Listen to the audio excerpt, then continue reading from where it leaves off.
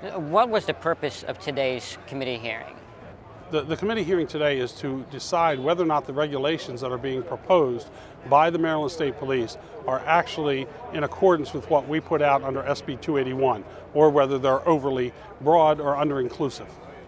So what do you think will get resolved, or what do you think will transpire after this committee? I think what will happen is we'll point out that the state police have exceeded what their authority is, that they're requiring a firing component, so you have to go out and fire a firearm, and that they may even say that you have to have proficiency. When the legislators who set public policy explicitly said, we do not want that in this bill.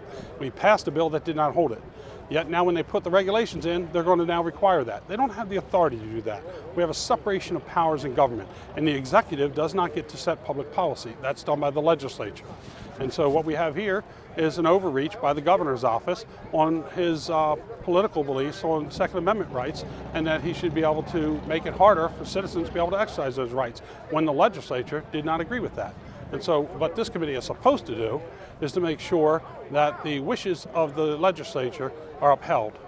How big of an issue do you see the Firearm Safety Act being in the next legislative session?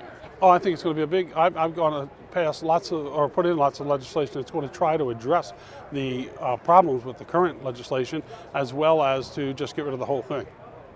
Well, thank you very much, Delegate Smigiel, for talking to Free State Press today. Thank you. It's always a pleasure, Preston.